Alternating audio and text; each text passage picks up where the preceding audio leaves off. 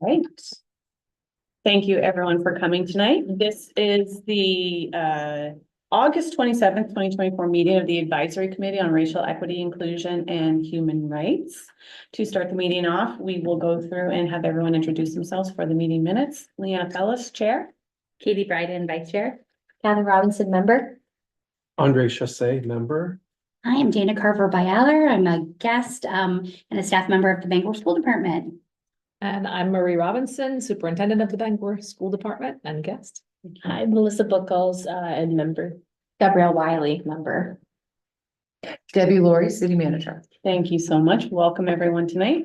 I see we have enough members for quorum, so we will go on with the business tonight. Number one is the approval of meeting minutes from May 28th and June 18th. I'll make an edit. Is that how we do it? If there's Yeah. so for the June 18th, I was here. Yes. Move Yes, me up. I think what happened, because Andre, I believe you were here as I well. was here, yeah. That was the one that we started early. And there were some folks straggling and I did not make that. That's okay. So I apologize for that. No worries. You can get that updated. Are there any other changes or questions about the meeting minutes from those two meetings? Seeing none, can I get a motion to approve the meeting minutes with So the moved. changes? Thank you, second. And I do need to get a vote on that, so we're on forum. Yes. Oh, yes. Okay. Approved, yeah. No. Yes. All right, meeting minutes are approved from May 28th and June 18th. There will be one adjustment to our agenda tonight, so I just want to make sure you all know of it now. The city's homeless response manager was unable to make it last minute, so we will not be doing that. That does give us more time to have our guests from the Bangor School Department talk about what's going on. So we're going to start with the new superintendent, Marie Robinson. Turn it over to you. Hi, thank you so much. So I can give you a brief introduction of who I am and how I ended up here in the Bangor School Department. Originally from right outside of the city of Philadelphia, where I worked and lived the majority of my life. Began as a teacher in the city of Philadelphia and surrounding suburbs. And then in 2016, accepted an administration position up at Katahdin Schools in Stacyville. And I've been there for the past 8 years, serving as a building principal and then superintendent, as well as helping to found a foundation called the Katahdin Children and Families Foundation. So that's I'm still affiliated with that. And then I think it was May when I had the opportunity to interview with the Bangor School Department and was really excited about the work that's happening. Always has had a wonderful reputation.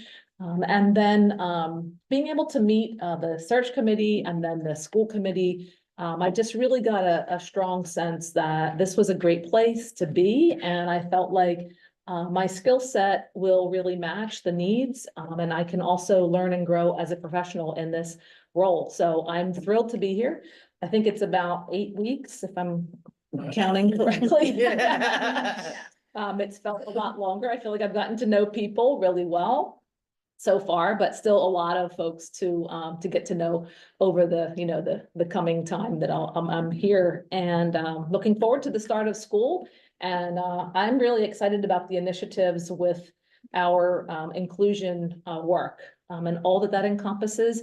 And we've already had some discussions about what are the next steps and what does that look like moving forward. So I'm happy to hand it over to Dana, if that's good. We'll just move right along. Yeah, sure. And we can follow up on what's been happening and what our next steps are. Sure. So I did share with all three of you the slides. So I don't know if it would make more sense to have And I'm trying to think of what's the best way to get. I was gonna say, I don't recall seeing the slides, so my apologies. No, it's okay. I just shared them. Oh, just now? Yeah, I shared a PDF, so I don't. Gotcha, Is okay, there an hang option on. to share screen?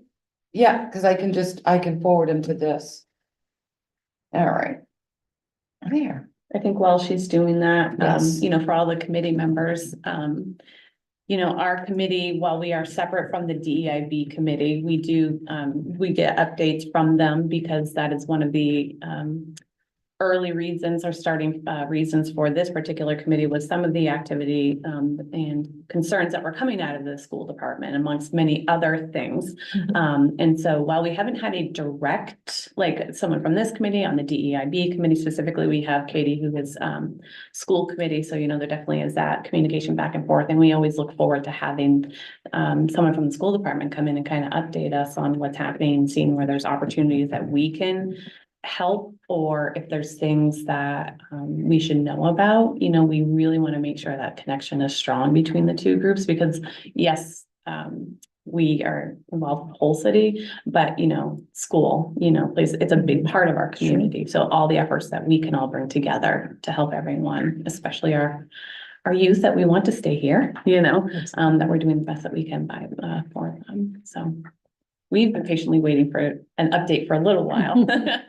A lot of work. I'm impressed at how fast Lord. you did that. I was just gonna say that. I saw your email and I was like. That was impressive. How you did all that. I am not known for my technical abilities, so that means more than you know. Well, I think you just outed yourself. There you are, Dana. Perfect. This is wonderful. And I absolutely just to second the sentiments, there being, you know, connections between, you know, municipal and education, it makes absolute sense. And both from Katie's presence and also Melissa does serve on both committees. So that is really exciting and perhaps however we configure DEIB efforts moving forward, maybe sort of making more explicit connectedness between, since you are wonderfully serving both committees with time and expertise, that could be a really good piece moving forward. So what we thought we would do today is walk through, if you want to jump to the next slide. I think this slide was referenced when our former superintendent and Dr. Paul Butler, the principal of the high school, and I were here in, is it May or June? I think it was June. It was May. It was May that we were here, because it was short. I believe it was a few weeks before the report. Report was due, Yes. correct, Yeah. It was Yeah. March, because it was because I the, got surgery and I couldn't be here for the update. Right? So You this- guys, you actually came here and did Spring, that, yeah, right? it was Yeah. spring. There we go. look, it was spring. We'll go with spring. So this just is a good sort of visualization of, what we've worked on, how the DEIB committee has evolved, even down to evolving in name. I think, similarly, my position has changed, names just a few times. My understanding, and I say understanding because it predates, both Dr. Robinson and myself, initially in the, in 2020 school year, that the DEIB committee was formed, under then Superintendent Dr. Betsy Webb. And that it was, I think, sort of the earlier stages of trying to configure, what that looked like, also in the midst of, an impending pandemic. I started this role in November of 2020. So, and sort of inherited, shepherding the committee forward alongside now school committee chair Marwa Hassanen. And I think it was a lot of figuring things out that year. When we were, I think, more intentional and thoughtful about what does this look like moving forward, especially knowing that the pandemic was clearly not going anywhere, unfortunately, in the near future. It sort of looking at the left column moving forward, we had monthly meetings. We identified, as a committee with Superintendent Tager at the time, 4 subcommittees. We looked at hiring and retention. We looked at curriculum. We looked at mentorship and community engagement. And we looked at the who, what, when, where, and why of, you're totally okay, of an equity audit. So. No one that- noticed. No one noticed, that's It's great. Fine. It's just flavored water. It's not gonna- And we're a tiny little thumbnail on that screen anyway, so you're set. Talk about it. Perfect. So we really worked through big questions, small questions, what would an equity audit look like? I think the term equity audit is one of those hot button topics that a lot of people point to with little to varying at best understanding of what that actually means in process and implementation. From 2021 forward, we were really intentional of diverse representation on the committee. So it's built over time to have lots of populations and constituencies, if you will. It feels really important that it's reflective of the community and also concentrated in what the community needs are. So we were really focused on student voice, having student representation. We've had students in grades 9 through 12 from a variety of backgrounds, a variety of life experiences. We've had parents, we've had Bangor School Department staff, and I use that term broadly. We've had clinicians, practitioners, social workers, teachers, administrators, ed techs across the board. And we've additionally had local community leaders representing a wide expanse of organizations ranging from Catholic Charities, Maine Multicultural Center. We've had Out Maine, trying to go through the list in my head, quite a lot. Health Equity Alliance, Wings. It's been pretty expansive, and we've had content area experts. So having the gift of the foundational land grant university in our backyard, being able to connect with the University of Maine has been really helpful as well. We were also really intentional because alongside the conversations around socioeconomic status, socioeconomic and wealth and wage divide, which is a thing everywhere, certainly Maine and Bangor reflect that.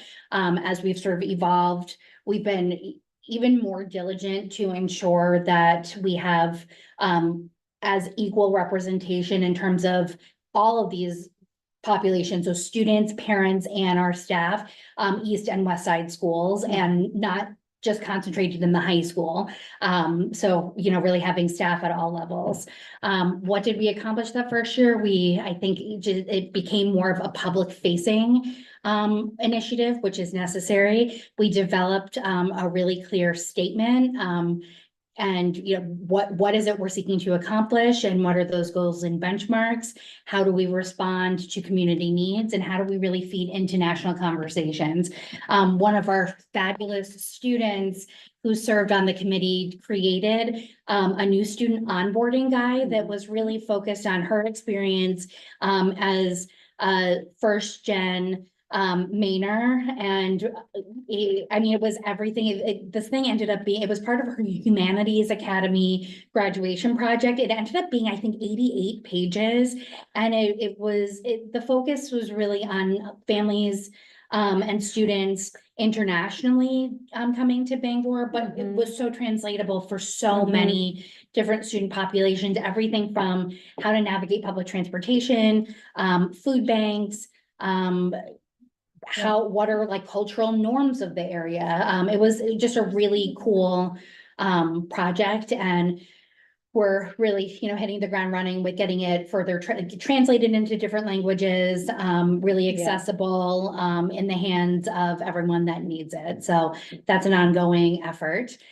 Shifting, and I'm abridging a lot of this work for the sake of time. I could talk about all these slides for an hour if you all let me, but I promise I won't. We shifted in 2022, 2023 to quarterly meetings. Of course, like a good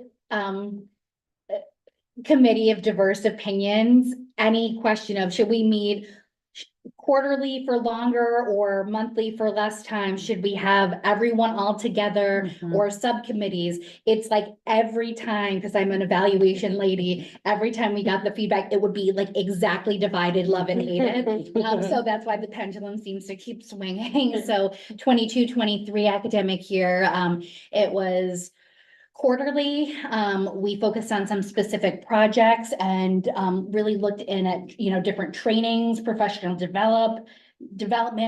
We really wanted to focus on needs identified by the school committee and the superintendent because it is, again, an advisory committee. And we focused a lot on building a really strong relationship with the University of Maine. We developed an MOU, and that looked like a lot of different things. It actually got really great coverage, I think, in local media. Mhm. It was sort of an engaged research and a 3 credit, so a 9 credit bridge course that the school department paid for teachers that wanted to pursue it.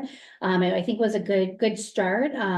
And seeing sort of what that could look like in practice moving forward could be something really exciting.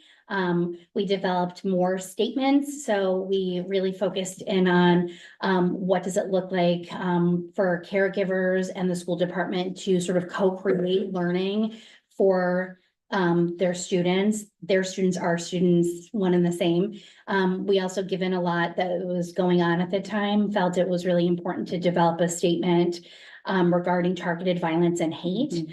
All of these statements, and then additionally, as you may recall, there were a few different bills that went to the Education and Cultural Affairs Committee in the legislature. One focusing around pulling book holdings in public education. So the book banning is the vernacular there. And the other was around banning, was it critical race theory, area and ethnic studies, and any and all things that fell under the DEI umbrella.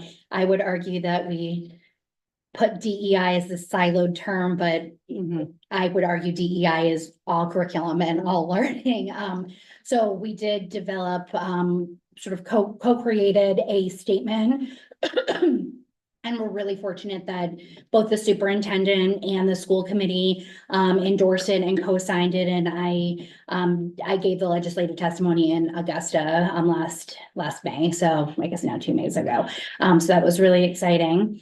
Moving forward to last school year, we again shifted back to monthly, shifted back to the subcommittees. The focus areas were professional development, which is an ongoing identified need, talking through recruitment, hiring, and retention practices with the goal of attracting and retaining a diverse workforce. And finally, mental health and trauma-informed practices. And that work was essentially, I don't want to say absorbed, but a collaboration of Dr. Claire Mundell's work around mental health that she had shepherded as a separate advisory committee. She was deeply passionate about both subcommittees, advisory committees, so took the trauma-informed practice and mental health into DEI, which I think again speaks to moving away from siloing these as different things and having them really in conversation with one another. Accomplishments, I should have taken out projected. I used that from before June. So things that I would argue, even looking quickly, were successfully achieved accomplishments. Really advancing what different professional development pathways can look like. Thinking through and increasing partnerships around how do we recruit and retain diverse folks to want to, for Bangor and the Bangor School Department to be a sought after place to work and live. How do we respond to community conversations? And I use that both, very local and broad conversations, because as I'm sure this committee knows as well, this work that we're all passionate about really falls in the intersections of everything from headlines and the stuff that we see people arguing about on social media and everything in between.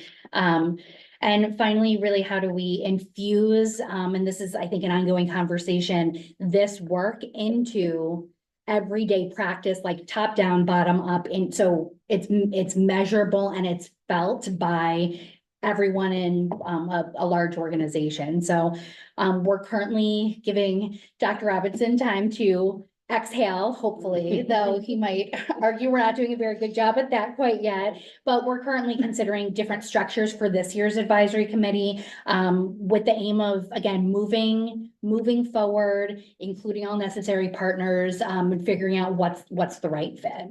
So that's a very abridged sort of progression, but I think it's helpful information. So what, I spoke to a lot of this, but what does the membership look like? Students, parents and guardians, staff, community partners. I listed just some of the organizations and entities that folks in those roles have served on our committee, and we've been really fortunate to build and maintain those kinds of relationships. Can I ask a clarifying question? Of about course. membership? I don't see terminology like lived experience, and specifically I'm thinking of like neurodivergent, but I do see you list like Acadia Hospital. Sure. So how do you address what that brings to a table, to a committee? Sure. So I would say, we focused less on box checking the organizations and more on the relationships we already had. So part of me, I feel like we should have a list of everyone, alongside the entities, because I think we had a vibrant, culmination of lived experiences at the table, from every possible way one could measure diversity. We definitely have members that identify as neurodiverse, in a lot of different ways, folks that spoke to during the committee, different experiences navigating everything from physical difference, mental illness, really across the board. So yeah, I think it makes sense, and it's a different model. I know, if I recall correctly, the model for this committee is constituency more by lived experiences. Sort of, yeah. Yeah, I'm thinking of like what I remember on the website. I don't know if that's still the case, but I'm thinking like a couple of years ago. Yeah, it's slotted, if you will, Yeah. education. Yeah. We attempt to have people from different organizations. Yeah. that would Mhm. relate to the lived experience. Yeah. And I guess that's what I'm saying is like, you can work in Acadia and not be that lived experience. Yeah. But Yeah. as you're saying, someone could have a lived experience and belong to one of the other Yeah. things here, but I do think it is a distinctly different type of person. Yeah. It's like, I don't belong to any of these, but I have this lived experience. Yeah. Like I'm thinking in particular, like for example, I'm trying to think, we may have 2 or 3 different members that currently or have previously worked at Acadia specifically, not Northern Light broadly. For example, Greg Bridges Music is a foundational member of the LGBTQ community, and is the chaplain for Acadia Hospital and a clinician by trade. He's a social worker. We love Greg. We love him. I don't know anyone that doesn't love him. He's amazing. And he was one of the folks, just for an example off the top of my head. Yeah, any other questions before we jump?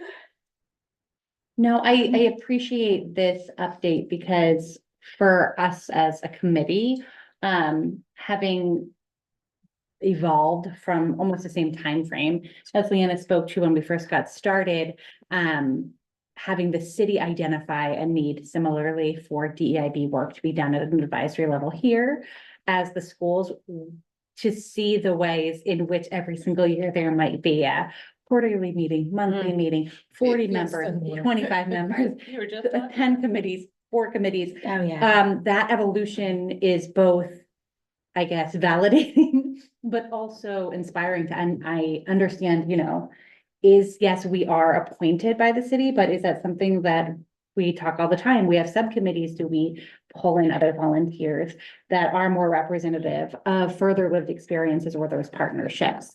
That's something that we have on our agenda today to talk about, because we're still in that evolution process. So I appreciate seeing the growth and what that path looks like. You're not Thank you. alone, I think is Yeah. what we're saying.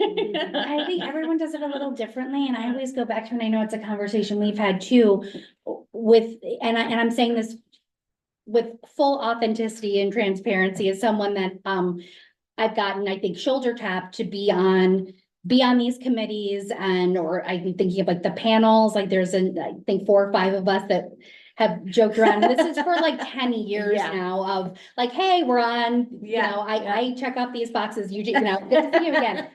So it feels really important to me, as a member of multiple underrepresented identities that, to have it really made explicit of like, what is the goal? Like what, because no Yeah. one, especially if we consider ourselves post-COVID, wants to meet for the sake of meeting. So what is the goal? Is Yeah. it measurable? How do Yeah. we know what success looks like when things like diversity, equity, inclusion, and belonging are really hard to quantify as they should be?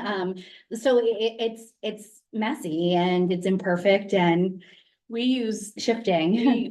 I kind of live by, and I'm trying to get others to adopt it, which is, DEIB work is not a 1K, it's not a 5K, it's a marathon. It's like an ultra marathon, The long game, right? yep, I see Right? that, yep. And, you know, for me, when I was running, mile 2 was the worst. I was just making deals with myself to keep going. But you just saw the end goal, right? Which is, you know, I know that we can get through this thing, no matter how messy, you know, it looks, or, you know, what we say, you know, like, this is gonna be worth it, it's gonna be, but it's a marathon, Oh, it's yeah. an ultra marathon. Yeah. You know, we're running at night, we're doing it during the day and drinking the goo and Yeah, to keep going. Yeah. I've got no running metaphors, but my go-to, I've been on this kick. That's why we haven't adopted it. Nothing, I got nothing. We Cheers is the- There you go. My go-to has always been, I feel like during the pandemic, I got on this kick with mycology and like mushroom science stuff. Yeah. And my go-to is it's the long game, it's the forest, the trees, the cellular level, like fungi and everything in between. So, it's messy, tough. I wish there was a playbook. And also, it has to be nimble, like any of our policies, like a really big success that I'm killing the punchline of a few slides from now, but working on dress code, like I hope and expect that it will be something that will continually evolve and it's always gonna be a draft, and it should be, because if Yeah. it's not responsive to community needs, you know? Yep, I won't walk you all through this, but I think that the interest was there to have some of the nuts and bolts. So this was during the first full year, so 21-22. We really felt it important to create a statement. And I know sometimes there's sort of an eye roll of like, well, what do these things mean? But I think having a strong foundation of, you know, being able to say like, you know, in order to foster these spaces for students to express their individuality and learn and to value this work and how it aligns to academic excellence and growth, that we hold, sort of a charter holds, that every student can be successful and will be successful when boom, boom, boom, boom, boom. And so we developed this, we presented it in our June report out.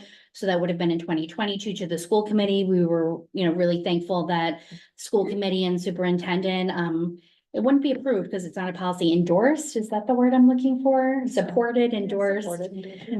Turning to you too with that one, you know, a document like this. So it's helpful. It's a really good baseline. It's accessible, for our educators to get behind. And I bring it back in all the time. I use this at a new staff training yesterday.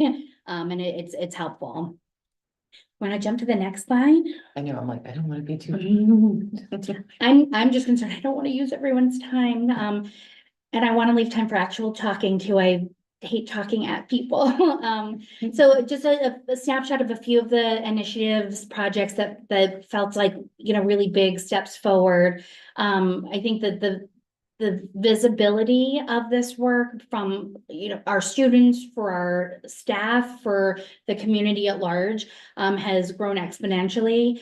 Building real sustained partnerships with our community partners, that's two ways that I don't like the idea of just asking for people's time. So really figuring out how it could be a reciprocal, ongoing communication has been really successful.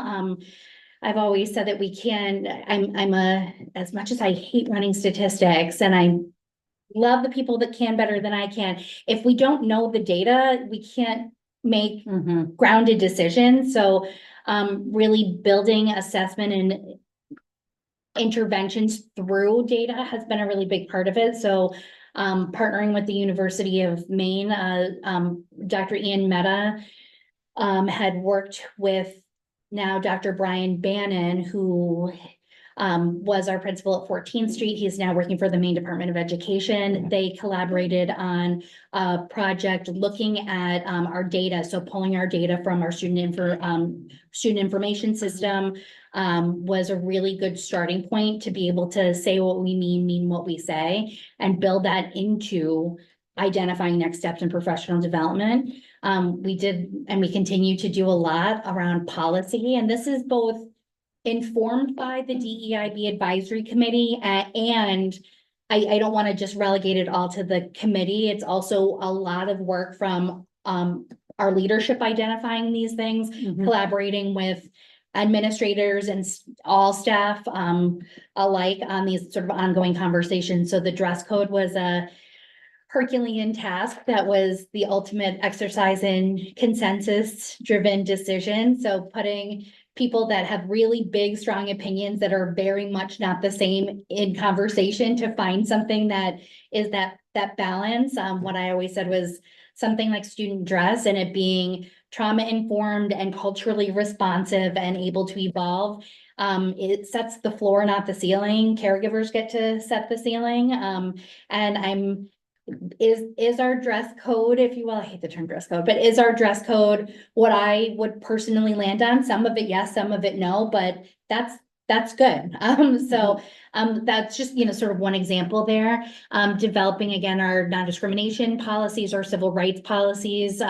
Those of you who are up on Bangor School Committee happenings, we've cycled through our A policies. So a lot of our policies around Title IX, affirmative action, transgender student guidelines, which is a regulation, not a policy, responding to harassment for staff, students. It's a suite of 8 or 9 policies. We've started the iterative process of updating them, which is another big but exciting responsibility. So that's ongoing. If you want to jump to the next one.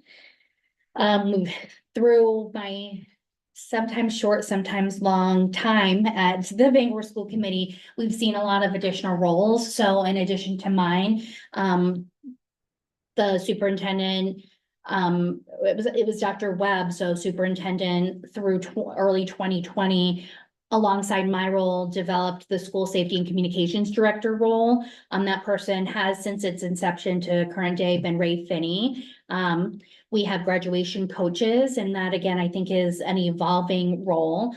We have increased multi-language learner positions, which again is an increased role, particularly with the vibrant, wonderful increase of refugee and asylum seeking families and otherwise multinational families joining our community. And we've had a huge increase in mental health student support professionals, increased social workers, a school psychologist, and increased partners in the community.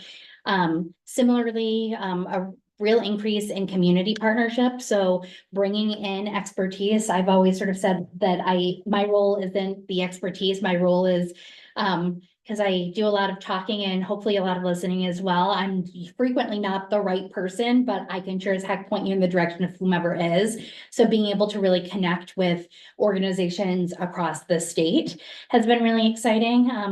To add a little illustration to that, just two screen grabs from our social media. I think, the transparency piece with the community at large feels really important, and finding different ways to access members of the community. It's not a one size fits all. Bangor is not a one size fits all. So, utilizing our social media, Ray, our school safety communications director, has done a fabulous job. Everything from streaming trainings around the emergency response system. He's done tutorials on the button badge that has gotten a lot of feedback.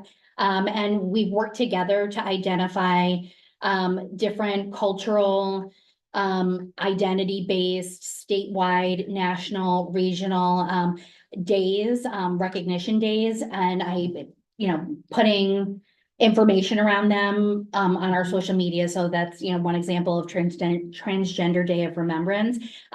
It's never going to be an exhaustive list. We don't go for like National Pretzel Day or whatever pops up on social media, but really tethering in we feel like the right intersection is support and visibility with education. So really providing the opportunity for people to be aware of something that's pertinent and salient to our community, alongside how to learn more, how to get involved, and really tethering that to when we have the information and the expertise, great, but connecting with local through global organizations elsewhere has been a really exciting thing to do.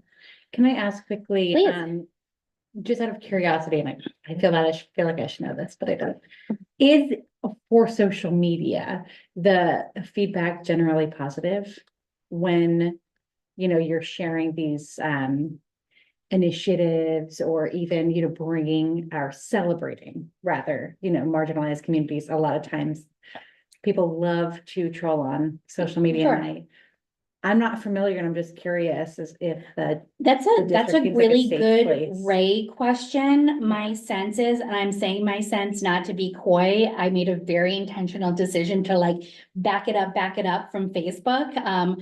So I don't engage with that Yeah. as much. When I still was more on Facebook, 2+ years ago, my sense is the school department, it doesn't get as contentious as I've seen in, unfortunately, the city of Bangor. It's like the city BDN, and then. I'm using broadly the comment section on quite Totally, frankly, any Totally, publication. and I guess it's a good thing if we are not familiar with those being. Yeah, and there are some folks that will say, well, how come this and not that? And again, we can't do an exhaustive list, but Ray and I worked really diligently to pull recognition, cultural recognition, Yeah. DEI, religious, and just being able to highlight as many as possible, and also not just from these, websites, but also pulling in our students. Yeah, what they celebrate. I right. have noticed that, the increased.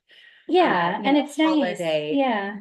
acknowledgements. And also just Sure. checking our own bias on it, I can point to, I live in a multi-faith household, so I know the big 4 or 5 Jewish holidays that matter to me, but I'm not, I would identify more as culturally Jewish and not spiritually necessarily. So I pulled in, having not just been hey, fill in the underrepresented student that I don't know, come in here, but students that I've developed relationships with, Yeah. that some that have served on this committee. I think thinking of 2 in particular, a Hindu student and an Orthodox Jewish student that I, talked to them and said, hey, these are the holidays, we can't do every single one, but does this resonate? Yeah. And I remember one of the 2 said, oh, you way more than covered, and the other was use this one, not this one, or things like that. So it's imperfect. I would never claim perfection, but checking in with different organizations, and even our special ed staff has been really important for me to connect with. Does this framing work? Does this language work? Is this something that is actually recognized or not? So Right, that's how what's we've done performative, it. what's- Yeah. Yeah. Thank you, Yeah. thanks for that. Of course. I'd also say it appears that they've turned the comments off. I was gonna say, I thought that was the conversation. I didn't wanna. Yeah. That is- I was just scrolling Debbie's like, through and I'm let's get I believe the comments have turned off. Shut those off. These are announcements, not engagement. Right, I see you. So I am thinking of, when I started this job, I just started like cold calling other people in comparable positions. Mine was the first standalone of its kind in Maine. But I like literally just started calling and saying, you don't know me, this is who I am.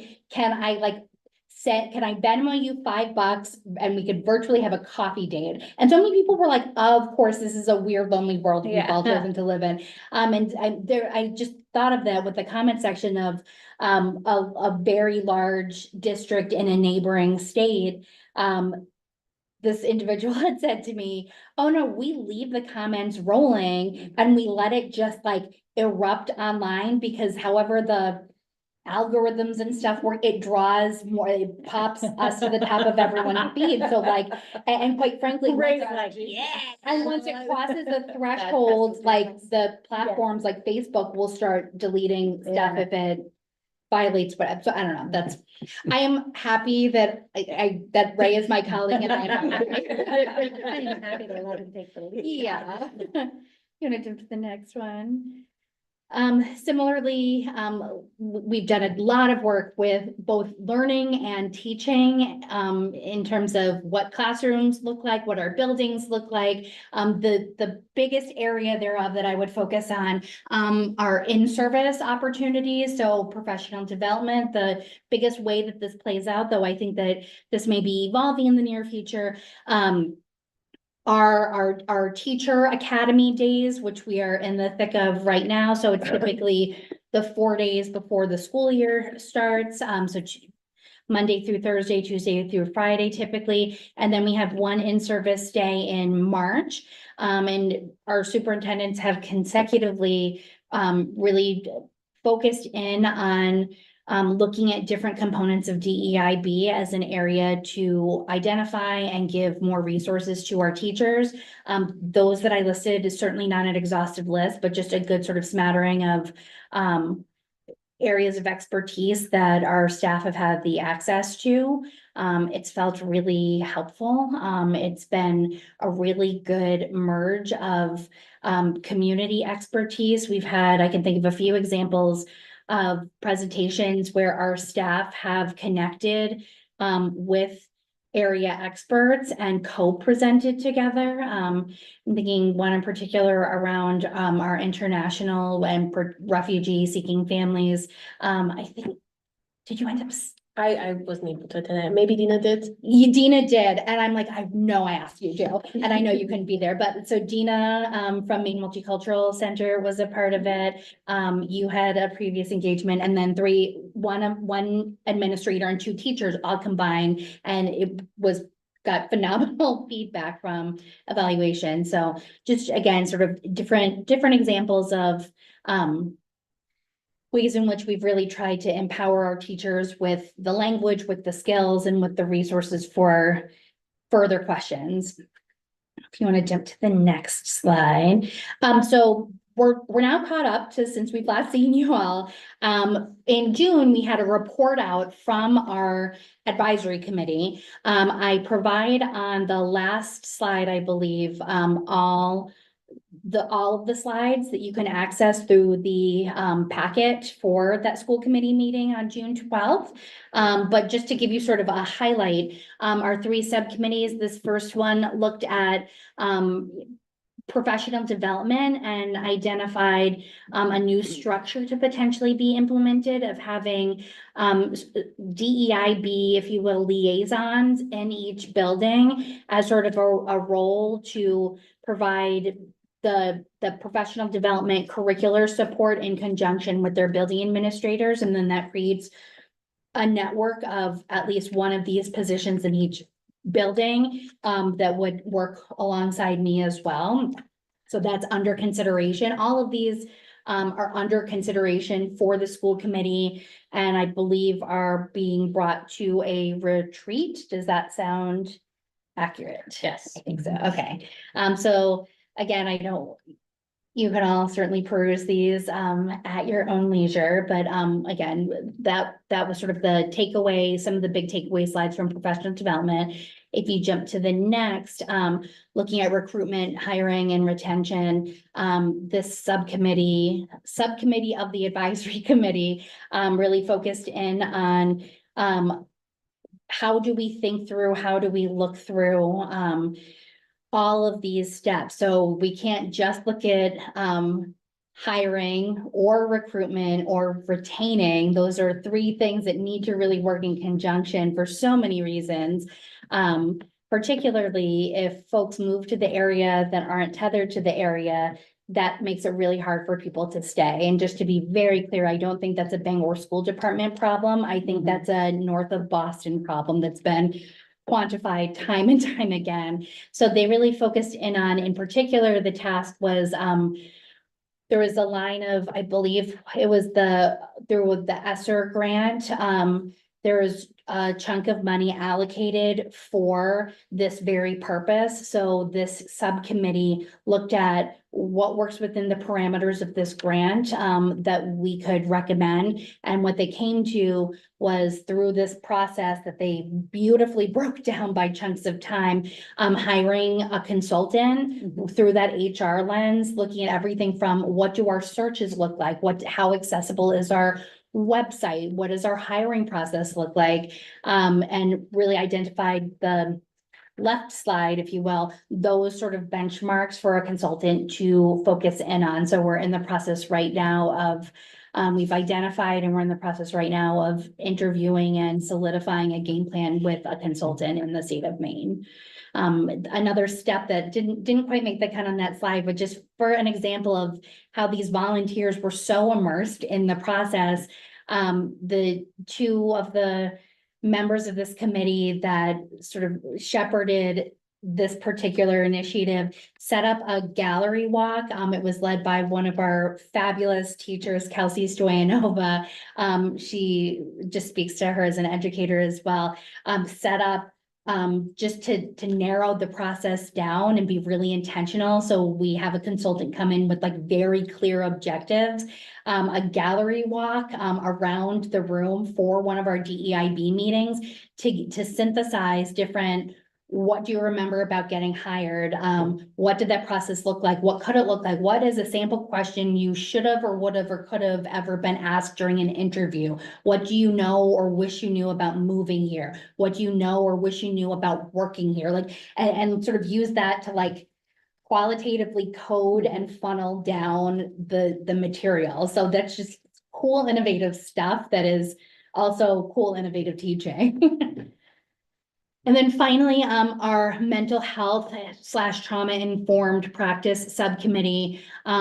This was a huge subcommittee full of phenomenal brains and really different perspectives. There were so many different clinicians in the broadest sense of the term, from working in large systems, working private practice, working in community organizations, working for the state, working in the school district.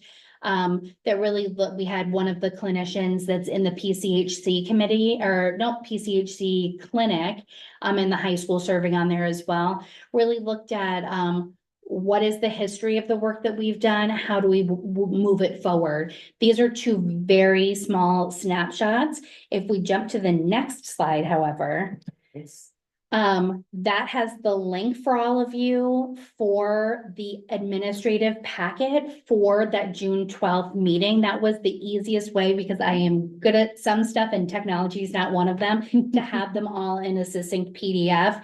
It was a very busy meeting on June 12th, so I directed you right in there that the presentations in full begin on slide 48. So if that's of interest to see them in full, please do so. And I'll forward that along to all the members. So I'm sorry for talking at you all for so long. Please tell me if I missed anything, but I don't think so. I think Just- that was good, yeah. happy to keep the Thorough. Yeah, the conversation latest going. report out was Thorough. really, I think, really thoughtful, with very specific action items. And again, it's just a good way to see the work being done so that, you know, as our subcommittees evolve and, identify what their process is gonna look like as well, what that report out can look like on this end. So Yeah. thank you. Of course. Does anyone have the committee, have any questions from our presenters tonight? As always, she's very thorough. Yeah, I was Yeah. Wow. Cast a It's wide- nice to walk away and go, I didn't have a question.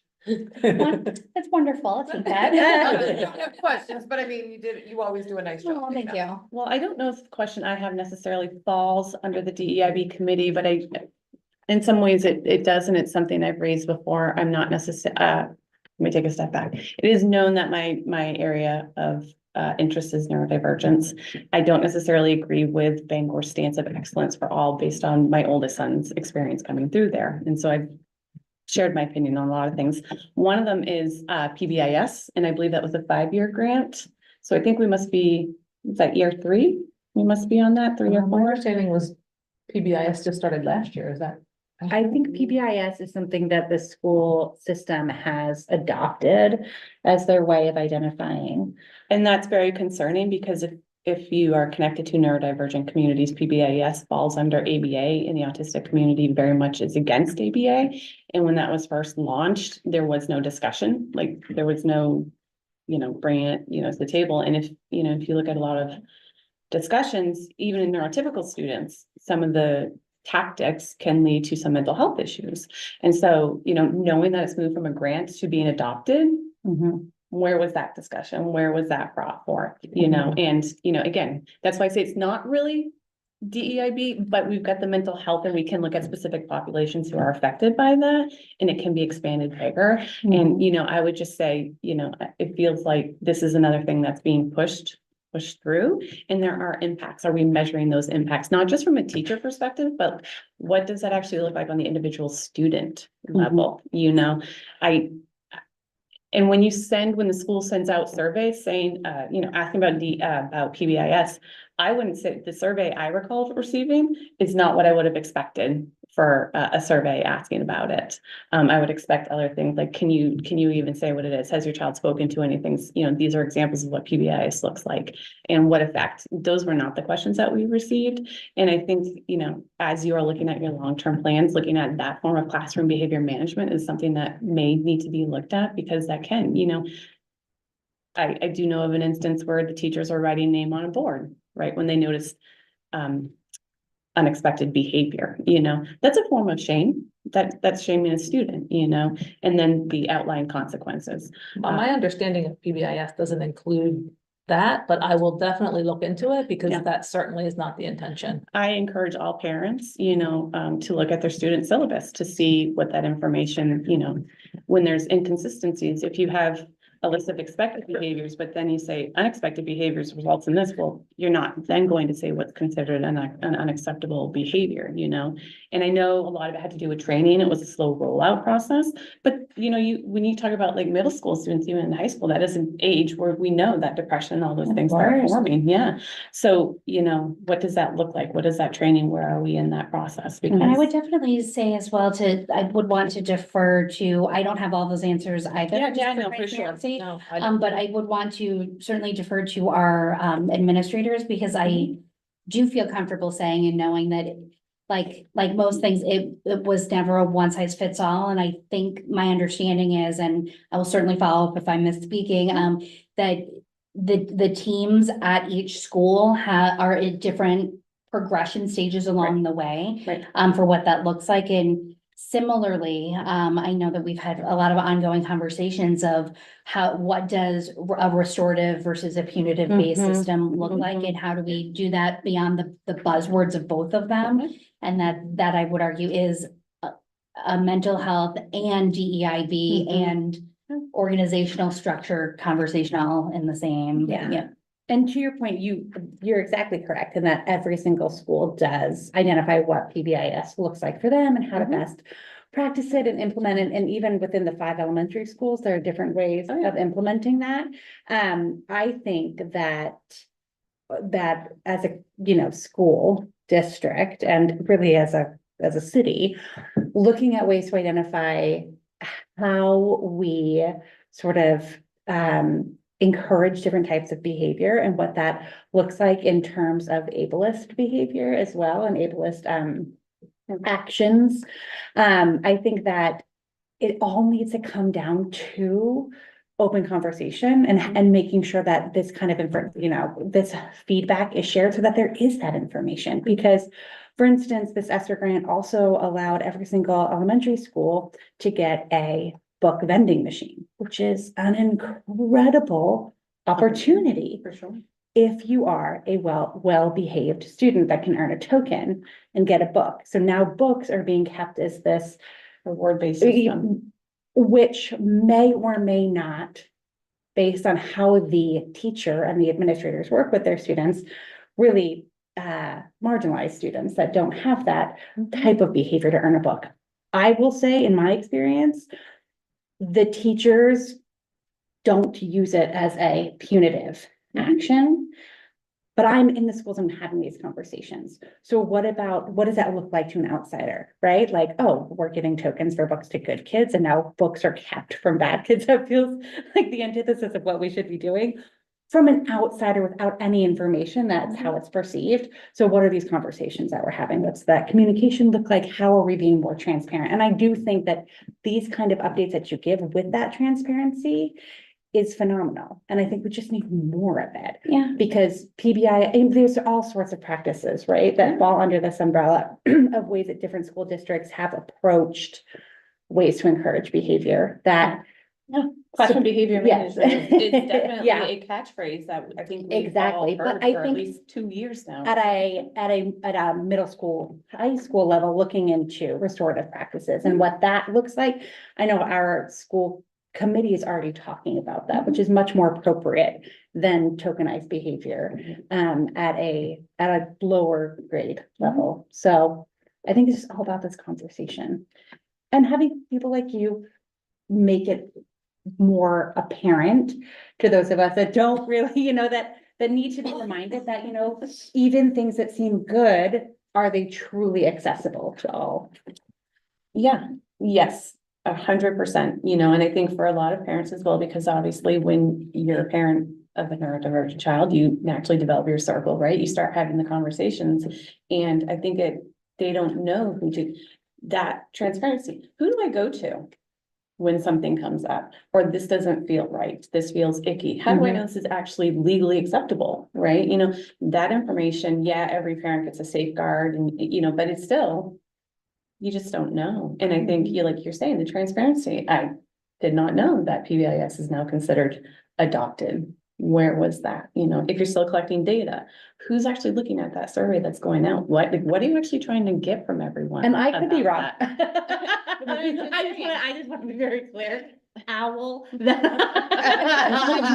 This is my understanding. And I've already taken, put a note in there to make sure that I get more clarity, because I do inherently and not naively believe and trust that these kinds of conversations are at the table and at the forefront, of how do we do this right? What is, I think, like anything, like any program, like any survey of any kind, it's a tool and it's imperfect. Everything's imperfect, I would Right, argue. Everything's perfectly imperfect. So Right. how is it utilized for what means and at what expenses and costs? So getting clarification around what that looks like feels really important. And I would just say, to your point as well, one step of many, in addition to the Department of Pupil Services, the Office of the Superintendent, disability, visible to completely invisible and of all kinds, is very much a legally protected class, both for staff and students. So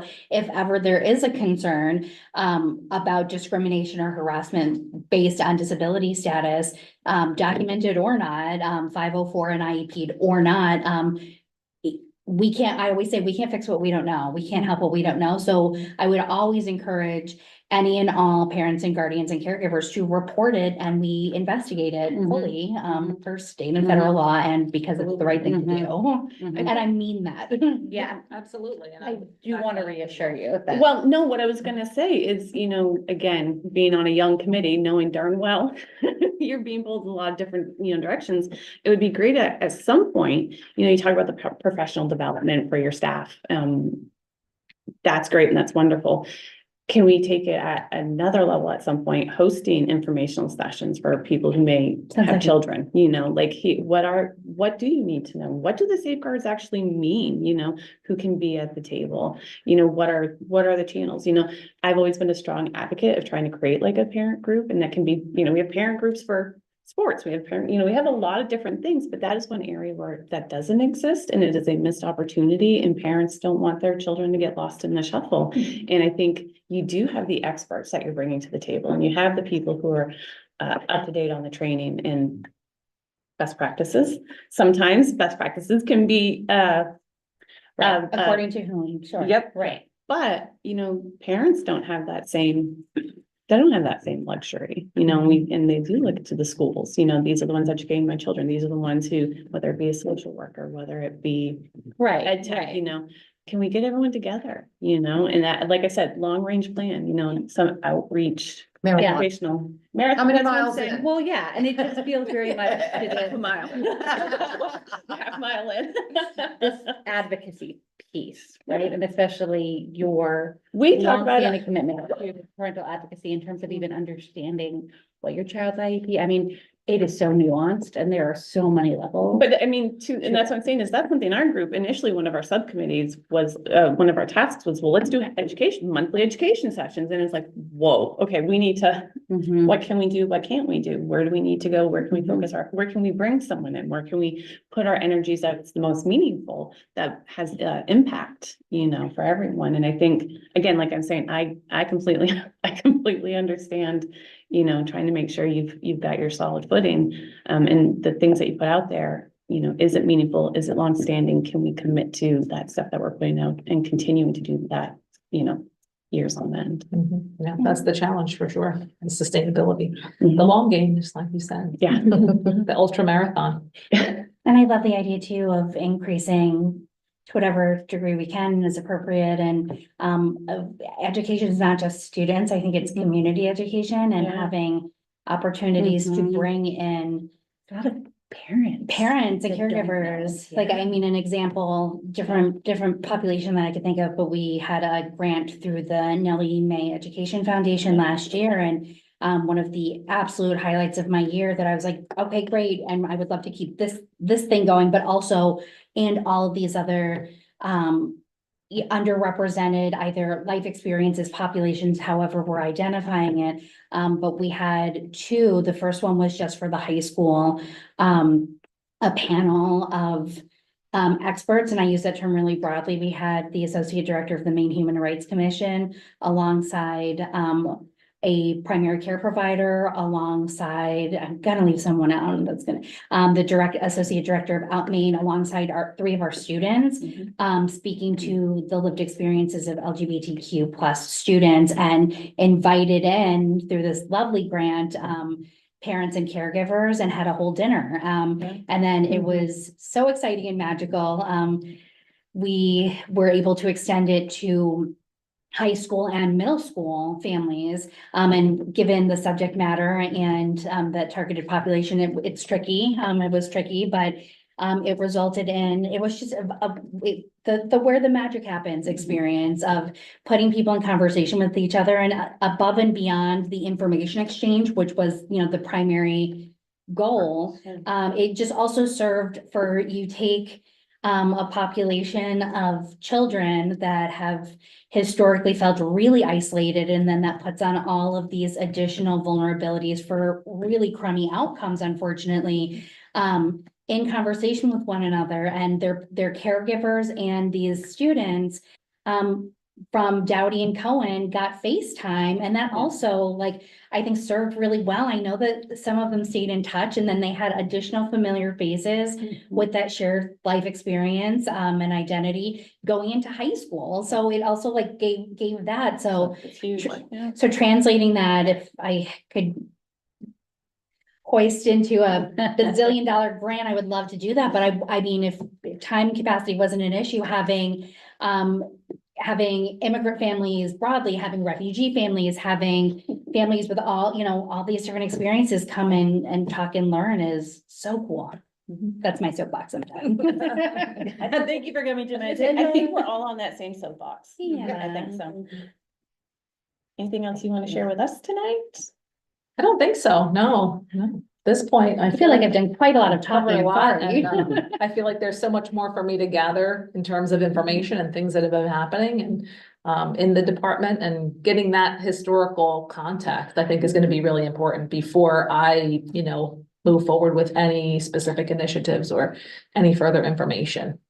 You have an open invitation, just let Debbie know, or I finish being chair at the end of the year, so whoever's chair next after me, we always welcome people to come back, and we like to get a quarterly update if we can, but if That's you're about- not there yet, that's completely understandable. She has a fire hose too. Yeah. You got Um, that 2.5 hour committee meeting, you can watch on June 12th. But please feel free to come back anytime. Sure, Yeah. absolutely. It's Thank been our you. pleasure. Thank you. Thank Yes, thank you. Nice to meet Definitely. you. Nice to meet you. Thank you, both. Thank you. That could just move. Yeah. You really are That's having to great. get back into business. Dinner and things, in aren't my you? house. Yeah, been- Came in last I've weekend. checked First people I met when I moved here, when I was 22. Treasurer. Yeah, he's, now just. Good to see you. I mean, that. We don't have to worry about the steps. No, no, Great. paper now. I love that. No. Love that for us. Bye, Dana, thank you. Oh, that's right, you guys get to spend it. Yeah. Okay, as we stated at the top of the meeting, the city's homeless response manager couldn't be here tonight. We'll try and get them for the Next next meeting. meeting. Yep. Fabulous. So we're gonna go on to number 5, which is the state of the committee. This really kind of came out of, the planning meeting that, Katie, Debbie and I had. Just trying to really assess where everyone is at this point in time. Part of what brought this up is the fact that May and June, we did not have enough people in attendance to vote on our meeting minutes. And we've noticed a decline in attendance in our meetings. And so we're just want to have like an open discussion, and we want to see if there's things that we could or should be doing differently. We know everyone is, part of the reason why you are on this committee is because you have a passion for the work that we're doing, but that usually also means that you're involved in other committees. And sometimes that pulls you from this, which is, that certainly happens, but we are seeing a trend of, some people continually not attending. So, And this feels like it always is, which is preaching to the choir. Right. Like. right. Because we're here. 100%. It's always like that. Right, But I also think it's interesting based on what Dana shared. So I'm wondering if the structure, Yeah, from the monthly to quarterly to the subcommittees, if Right. that's kind of, if we're in Yeah. that cresting point. and We I'm talk also, about the committee being new, so are we now cresting into getting into more directive? I think we've been trying to with the subcommittees. Mm, and is it, they have 3 subcommittees and they have 40 people from the community. So is it that when you have each subcommittee comprised of 11 people, maybe it's not as noticeable when 4 of them consistently don't show up? And is that something, again, like we were saying before, what does that look like from a sort of a city expectation in terms of pulling partners and community members and really building out these partnerships for the subcommittee work? I know that those last 2 meetings, we did not have, well, with the exception of the accessibility, because you guys had met with, the Chamber of Commerce.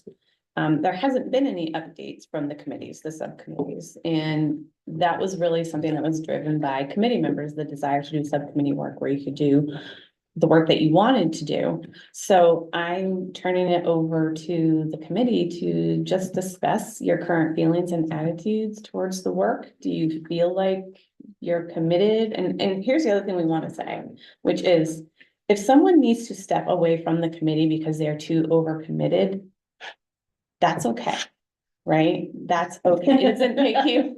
Except for you. That doesn't mean that you're, Yeah. that doesn't mean you are not passionate or committed to this work. And that's not at all the case. But if there's other things that you're doing that you feel like is more pressing and you want to devote more of your time to that, that's okay. It does open the opportunity for us to have someone come on to the committee who may have that time commitment that they can give to it. And for the committee to work, we have to have people show up. We have to have them engage in the work.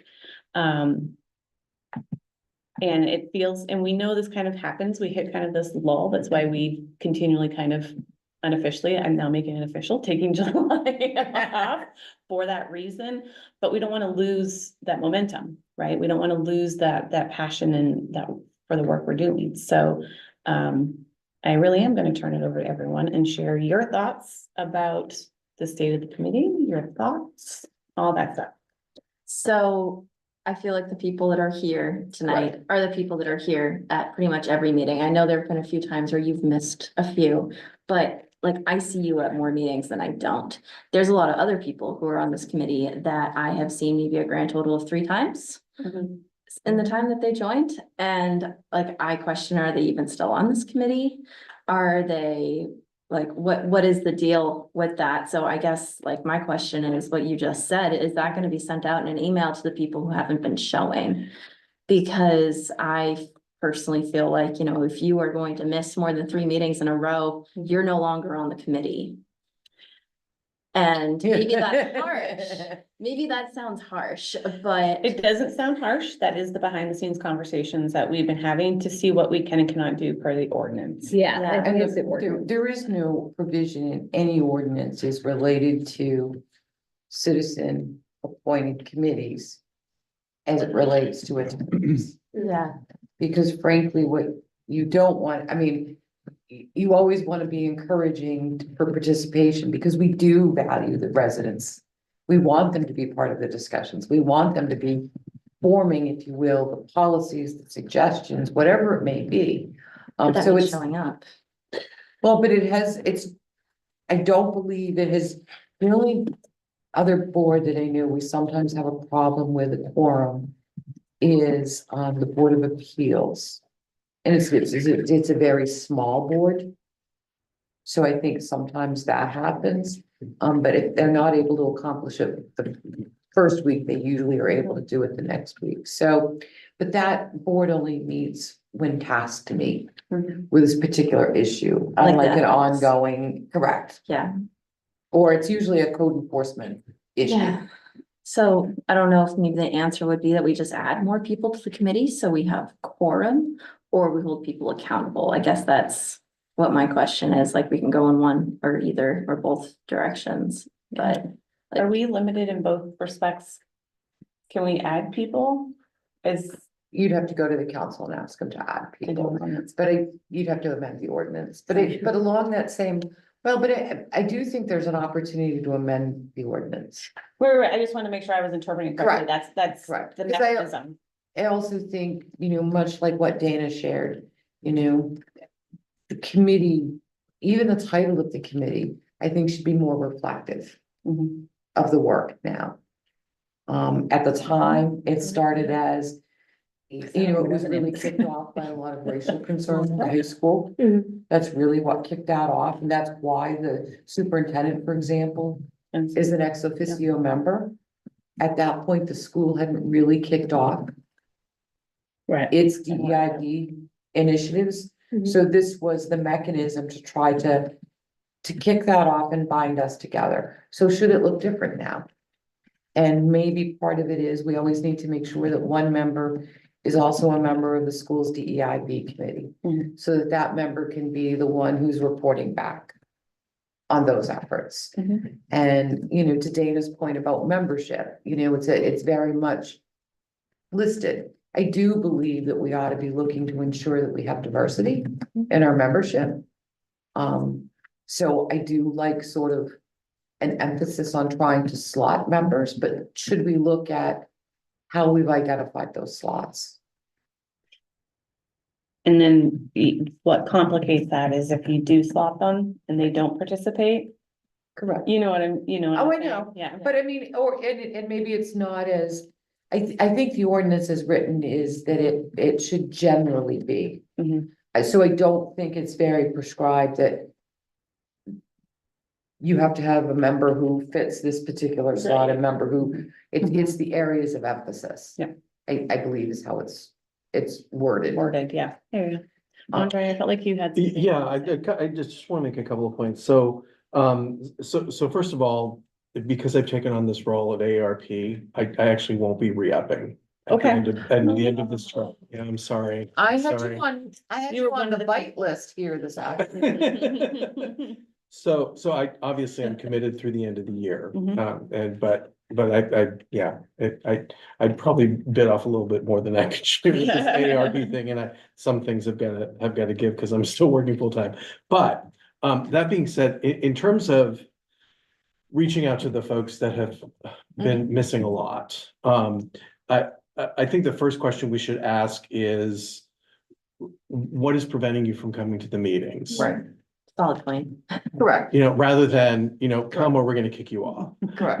What is preventing you from coming to the meetings? Correct. And if you're not able to commit to this committee, then would you consider resigning so that we can recruit somebody else who can commit? Okay. So I think that's probably a better. We will miss you, Andre. Oh, thank you, that's for sure. Torch everything to the ground when you leave.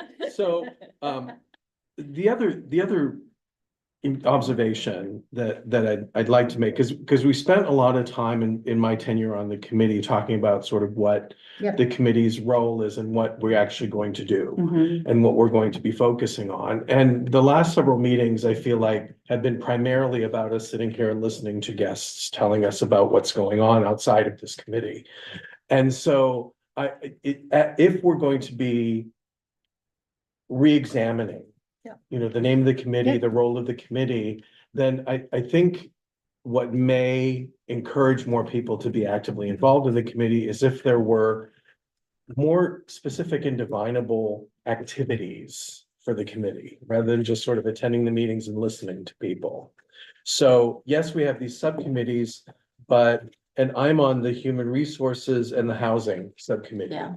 But being on the Human Resources Committee, I'm like, I don't exactly know what it is that this subcommittee is supposed to be doing or discussing even.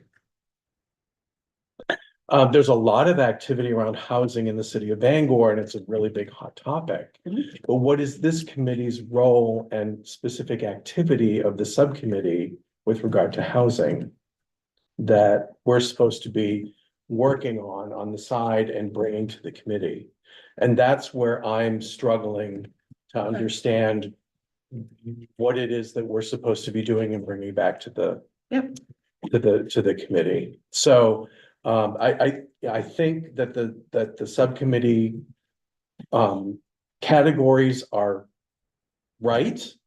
There's nothing missing there and there's nothing that's inappropriate there. But I think I struggle It's not with what it is. purpose-driven. It's not activity driven. I mean, the Correct, yes, purpose may sorry. be, Yes, the purpose may be that, we're focusing on, equity and inclusion and all of these things as it pertains to these things, Right. but what is it that we're actually supposed to be doing? Or what information, where are we supposed to be gathering information that we're bringing back to Right. the committee? So for what it's worth, we didn't have specific activities assigned to each committee Mhm. because they were vague topics, if you will, and there's a lot of different things that would fall under them. I seem to recall human resources was supposed to be more geared towards the city.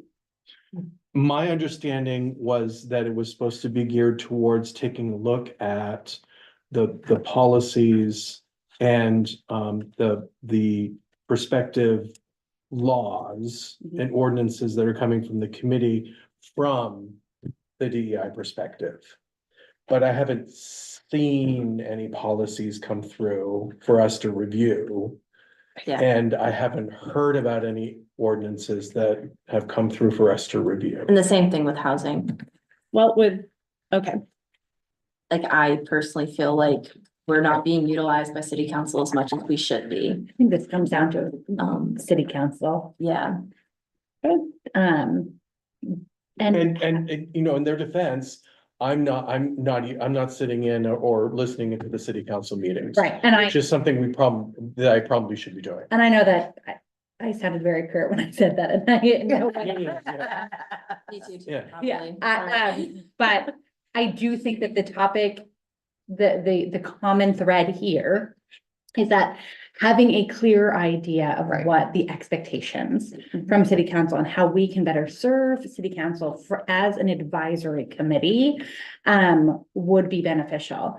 And I know that when we had the city council chair attend our meetings, you know, his recommendation was to identify low-hanging fruit in the community that we could take action and see progress in our own sort of committee initiatives, which is where the subcommittee idea was born, Mhm. right? Like if the city does not have a certain ordinance or policy for us to review, then what is it that we think the city Right. should be developing, and how can we go and take that on? And what I just said sounds like the most brilliant work that we would all be so excited to do. But that flow to and from, I think, has not been consistent. And I am not in any way, shape, or form blaming either committee. I think it's just a matter of really identifying, okay, if this is the way that our subcommittee is going, the advisory committee is going to work, and we're really going to evaluate what the name is, who the individuals are, what the purpose is, what our work is. It would be great to have almost like the same way that we have a calendar in which we base our educational updates on. What's the city reviewing? What are their policies? What are they actually voting on? And what can come to us first so that we can stay ahead of that game? And so that everything that passes through their hands, we have already seen. And I know that that is a perfect world, and that's not how typically well, their agendas are even no, identified. what I was just gonna say about the subcommittees is, at least in my interpretation, the creation of them is that it was both. It was whatever the city was gonna bring down and whatever the subcommittees sought Yeah, to look at and review. Yeah. So it was that flexibility was built into it. For example, except the accessibility subcommittee, you all met with the chamber to discuss something that you thought, yeah, right? That was something that you yeah. created out of a discussion, Right. an educational discussion that came in. And in the same vein, Courtney came and showed us the website and said, Right. look at, like, that was like the perfect And that's, example So- of what accessibility, you have until May 6th to look at the website, tell me what I missed. right, so for example, we'll go back to the equity index, that came Right. out of another meeting where there wasn't, that's why it was created, was to address that so that it could then filter into the website, right? Same with human resources, I know that they said they were undertaking a review and a look at everything. I can't remember what Courtney last. It's been delayed. Was we have multitude of, Things going on. we have multiple irons in the priorities fire? and So when you I, know, not always capacity. 100%. So to that point, my interpretation of the subcommittees was that it was a push, a proactive, reactive, that Mhm. that's how they were set to work, and that people picked the ones that they felt, you know, they had passion for. That's kind of why we also said in the meetings, you know, if there's a housing meeting or something coming up, you know, you can attend those meetings. But I understand that that's not everyone's interpretation of that is also important to know. Yeah, no, I just, you know, Yep. But that's good to hear. it's been sort of fits and starts. And so, you know, I think it's important to sort of reemphasize what the priorities are, what the goals are, and what everyone can do sort of proactively in these committees. And I wonder if at times it's too broad. To Andre's point is, you know, do we just pick, let's do 4 things in the next 6 months? or the next 3 months, or the next 4 months. So I'm gonna start out with just another question, because I remember way back when I joined this committee, I was told like, we are more of a resource for city council. We're not supposed to go and tell them what to do. They need to come to us and ask first, and then we can provide that advice. And it feels like now maybe like our purpose is kind of changing, like we might be able to go and make those recommendations without them necessarily asking first. And personally, I think that sounds great, but at the same time, like showing up and listening to a city council meeting where they are literally voting Mhm. on a decision, like we can go up to the podium and speak like any other resident of the city, but unless we are speaking from the committee and representing the committee, I don't really think that they're going to take us. Like they'll take us as, any other resident of the Mhm. city, when we are here as an advisory committee. Mhm. And we're here to serve that purpose of advising the city council on issues of human rights and injustice in the Mhm. city. And I've seen several cases just really in the past 2 months where we could have been utilized and we weren't. Like that whole thing that resulted in the ACLU suing the city, we could have played a role in that, and we could have prevented that. ACLU suing the city, they haven't sued us. The ACLU And so, regarding the issue of loitering in they meetings? didn't sue us, Okay. not that So I'm aware of I know that anyway, there was talk about it, but, not that I'm aware of. okay. I believe that So- happened in Portland, correct? Many years ago, and I think they made a statement Okay, on so- they had voted on it now? Yeah. Yeah, Yeah. because I think it was initially, yeah. But that is still something that we should have been involved in, regardless of whatever the outcome was, we still should have been involved, because that is an issue of human rights and justice. And I know another thing is coming up soon where there's going to be a vote on approving a 500-unit housing complex on the outer part of the city. I think that's incredible and could really aid in solving this housing crisis that we're in. And that's also something that the city should be coming to us on. Weren't they And- here well, in but- June? But wait a minute, so the 500 different? unit, Is that the different we haven't ones? even gotten this plan, Right, so But- we don't even have a plan. Yeah. That Okay. developer is out making these conversations. okay, Okay. but I know that they are So it's planning to go to happening the to us. city, so But, when they but all do- they have to do is go to the planning board by ordinance. Okay, And so I don't think we can. That authority for planning board, for approval of that type of a project rests with the planning board. okay, so it's not something that the council will be voting on. It depends on if it requires a zone change or things like Okay. that, but if it's just a plan itself. I'm not gonna use the right term because I'm not a planner.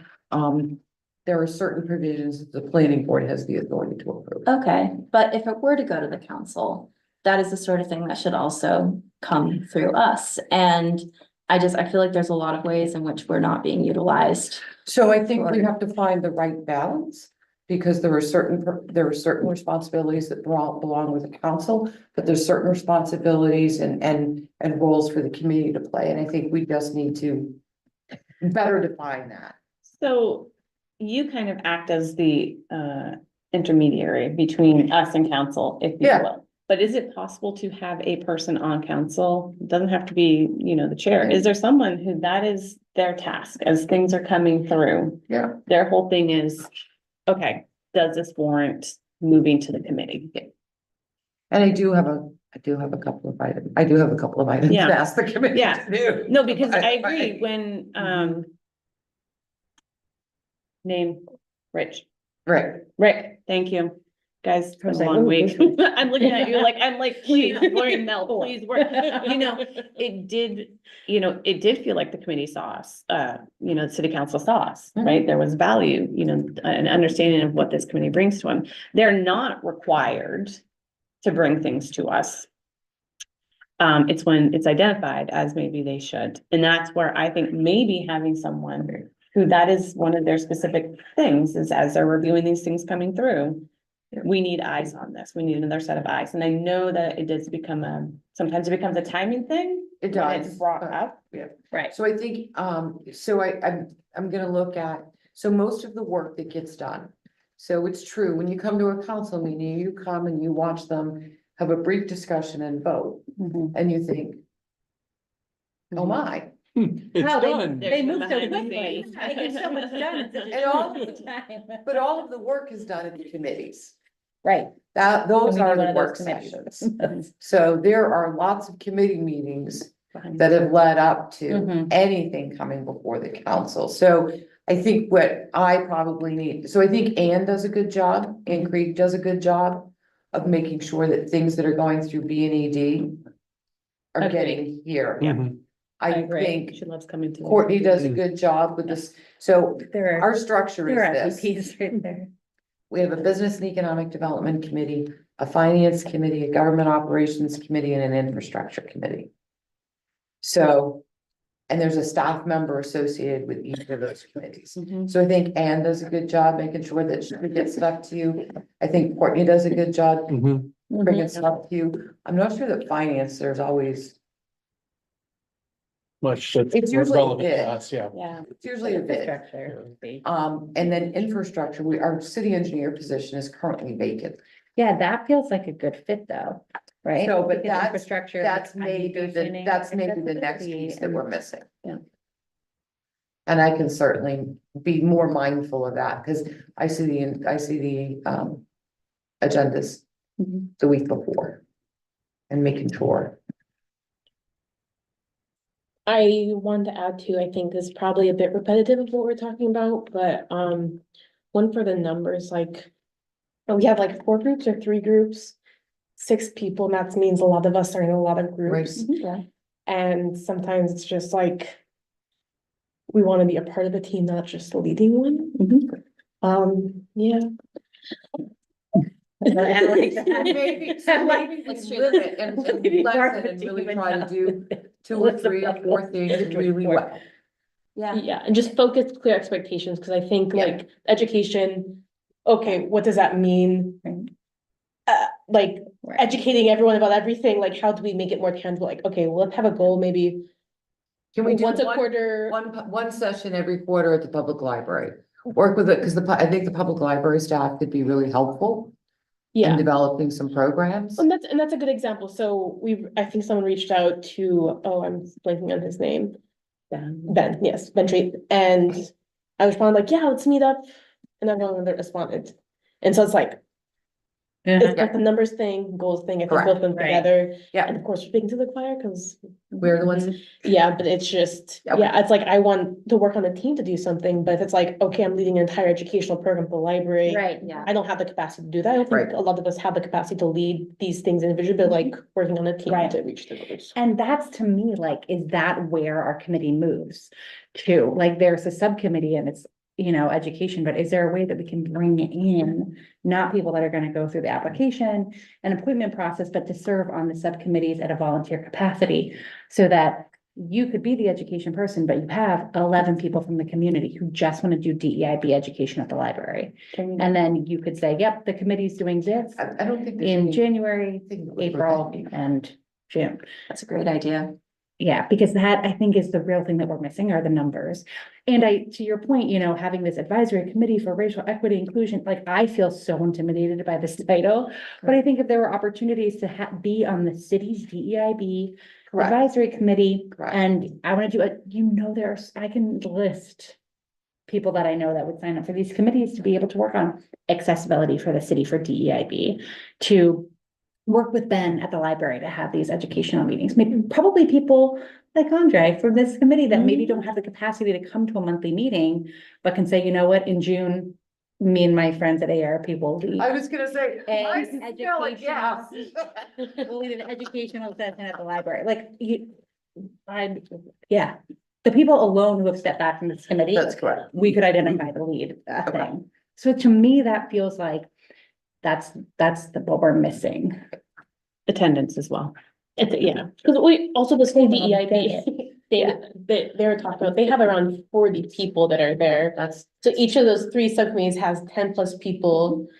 And it's like, we're in a group of 2 to 3 people that are. Yeah. I think the other piece of this was, it was never meant to be monumental work that these committees were taking on, right? So for example, events and education, you know, we had that calendar of dates and everything, right? What is the biggest holiday that's celebration that's coming up?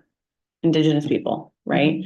I think anyone can like start in January, pick a calendar and be like, boop, boop, boop, right? And then start working that. And if there's small things that start coming up, you know, okay, what can we do? How can we advise the city on these things? And I think that's a key thing too, which is that is another way of advising the city that does not require them to come to us, which is, was it this month? Black Business Owner Month. Is that this month right now? I Yeah, believe it so- is. Yeah. I believe Did the so. city of Bangor do anything? We don't do anything for any business.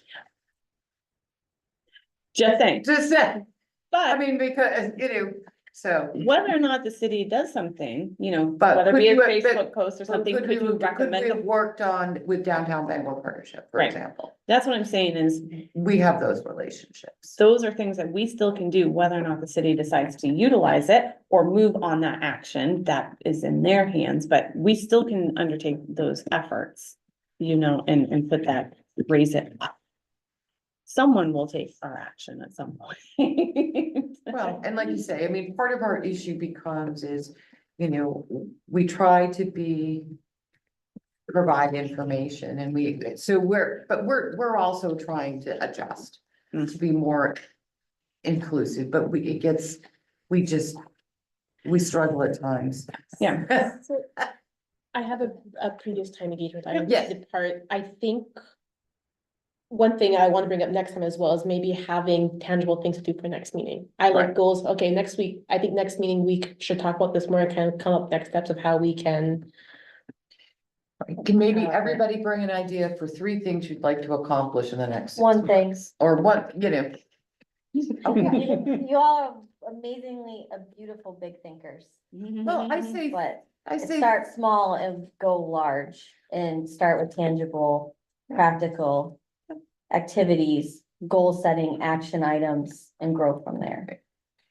and I'll say, I wasn't meaning for all of us to do 3 things. I was hoping that. Yeah, I was like, I can't do I three don't things. think we'd all have I will 3 give you things one and there would be then. some light things and we'd I go was like. gonna say, bring it "Oh, 21 ideas. Of the 21 ideas, these are the 3 we're gonna do. That was my Come on, goal. Deb. Everyone do 3 We could have for our next Catherine meeting. Thanks, and I'll see you next week. Yes. I'll see So you for next those week. of you who don't know, Melissa will be presenting to GovOps next Wednesday. Awesome. And providing an update, it's Yes. next Wednesday on Time? Catholic 6 Charities o'clock? Week. So if you can be Wonderful. there around 5:30. Yeah. I'll be here with my CEO as well, if you want to attend the meeting. I think committee meetings start at 5:15. I'm gonna have finance go first, because that should be relatively short. Okay. And then you all, and because you're a guest, you're first on the agenda. Ooh, exciting. And that is a 30 minutes or so. Yeah, I think you can just do a general overview. I mean, it's, I'll be doing that same presentation We're gonna have that it same in- day, by the way. and be right here. Yes, All thank right. you guys, I'm sorry. Thanks, No, Melissa. Thank you so much, Melissa. See you next month. See you next month. Not to abruptly end the conversation, but it is 7:37 and I want to power through some of this. Just an update on the appointment process. Andre, we are very sad that you're not re-upping. Yeah. But Rebecca, Katie, Evelyn, and Jason, they all have, their appointments are coming up at the end of 2024. So please remember to go through the application process if you are planning on re-upping, if you would like to, apply again. I believe Lisa reaches out to all of She the does. current applicants. And Or current we, She's members. very good Yeah. at I that. think we've discussed attendance as. Yeah, I think well. we've beaten. Yeah, here's the one thing I want to say that I think we can go into the next meeting, which is we were very thoughtful in how we crafted this. I don't want to lose the opportunity to have people come in and speak because the number of times we hear people say, I didn't know this committee existed. That means we're not getting out there. We also learn things when they come in. They're not meant to be these long presentations. I think that needs Yeah. to be the key to it is telling the people, it's only coming in for like a 15 Right. 15-minute conversation. but the goal of it was to have flexibility to get some education, to work on policy, if policy comes down to us, ordinance, that still is the structure to it. And it's really that idea of balancing the proactive, reactive nature of things.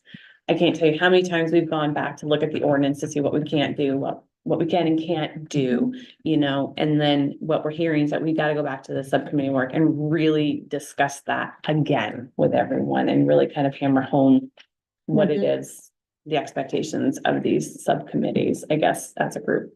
So that's just all I wanted to end on that. No, and I completely agree with you. I'm like, my comment was not meant to criticize No, the Yeah. the No, no, updates. no. My feeling has been that that's really the only thing we've been doing for the last few meetings, and so. Yeah. Are there any updates from the subcommittees? I know the goal of taking July off was hopefully to have some subcommittee happen, but also to give people a break, enjoy summer. So does anyone have any updates? Yeah. I'm not sure how this is quite the housing subcommittee, which after this discussion, I think maybe we should change that to just policy in general, since we've got education, we have HR. I think probably having a subcommittee dedicated to policy would probably be helpful. Especially where the city is, like a lot of the policies that come through, if they're specifically human rights oriented. If it comes through us, we've got somebody that's dedicated to looking at those. Right. That is one of the three: education, policy, and ordinance. That's kind of Okay. what when we meet. That's what we We had. always Okay. start with, Correct. do we have something that slots these? So Yeah. housing was just one of the ones I think was pre-identified as something that we continually have come through. Okay, then other update, and this is not something that's really related to the housing subcommittee, but it is related to housing. I'm starting a tenants union.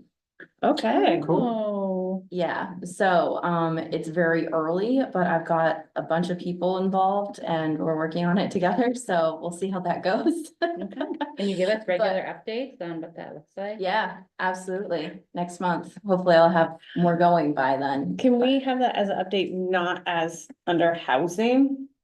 As Yeah, like I a think what we're gonna, standalone- based on this conversation. Yeah, I think we need to drastically change what the Mhm. agenda looks like. I don't think drastically.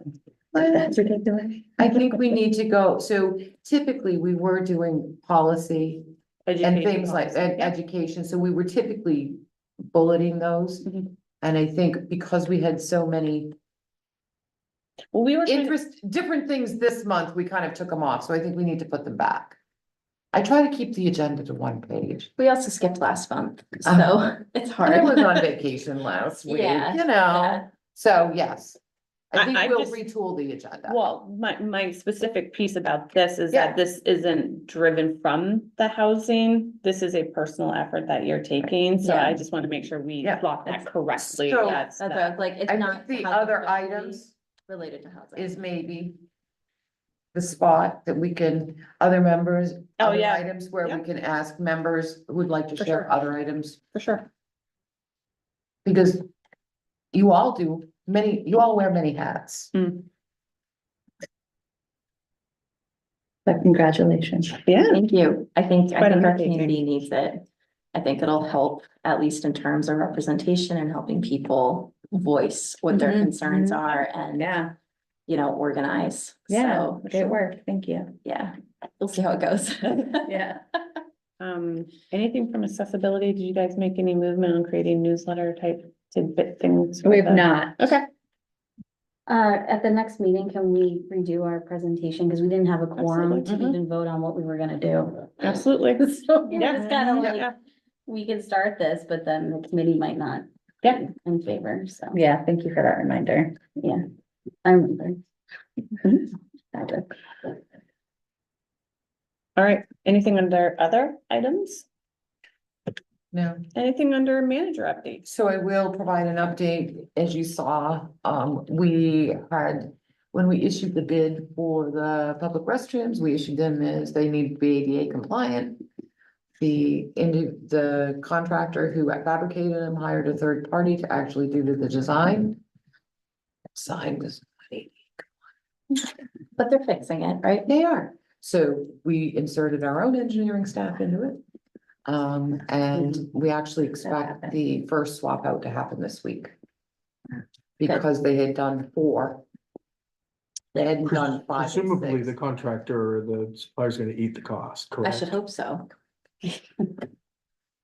Yeah, that's on them. So 5 and 6 hadn't been completed, so we were able to make that Preempt adjustment. that, yeah. Correct, so we made that adjustment, so the first unit, I believe, is going in this week.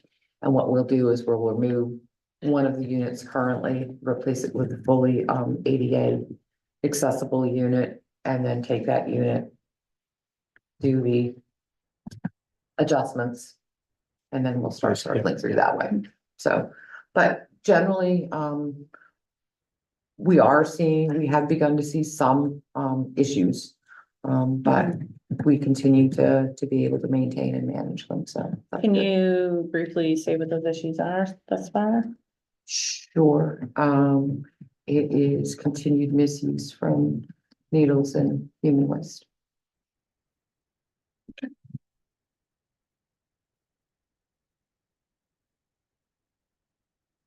It's intermittent, it's generally, it's not all day, every day. There are individuals who will always present challenges. And how often are the units monitored, cleaned So staff, Parks and Rec staff check them every day. every day? Okay. And then they are serviced by the contractor, depending on which location, either 2 or 3 times a week. Okay. Yep. Seems reasonable. Yep, but I would say that, there was a lot of concern that they would just be absolutely destroyed and misused, and that hasn't been our case. Not that say we don't have some of it, but there's always gonna be some of that when you have public, Public restrooms. correct? Yeah. Yep. Anything else from the manager? No, Manager's just back from vacation, manager can't think. gotcha. Manager's not here right now. Man, this is a hard week to come back. I will say we did kind of start to build our agenda for the next meeting as well. Yeah. So. I don't know if you want me to surprise you or not. But the couple of things that have come up that came up in a different conversation, but I think are relevant, were overdue. And that I'm hoping that the committee would be amenable to looking at. Is we have never undertaken a review of all of our place names. Streets, public Mm. spaces. Interesting. Correct. What an interesting project, yes. So. Now he's gonna apply. So I'm hoping that the committee would be willing to kind of look at that, because I think it's. I just can't believe we never did it. I think that's a great idea. I I mean, think that's a cool break. you go on the UMaine campus and there is a Mi'kmaq word for every Right. location. Like that is something we should be looking at right away too. The other thing is we currently have a policy for the naming of city-owned properties. Mm. I think it was written about 20 years ago. Mhm. I think we ought to look at that policy to see if we can make sure that it is reflective of our broader community. That there are provisions in there that make us ask and think the question before we name any piece of city-owned property, Yep. so. And what was my other, the other piece is, the legal department is gonna start working on this, but I think it's a place for the committee as well, is lots of places in our ordinance, we still refer to we still use the term disability. Mhm. So we would like to look at being more reflective of current language as it relates to the use of that, but that term, but the problem we have is that in certain areas, we were gonna need to leave the term disability in place because it is reflective of the federal language. And if our ordinance is tying back to a federal language piece, we have to mirror the language. Well, can you use an example of where you feel might be unacceptable? I don't know yet.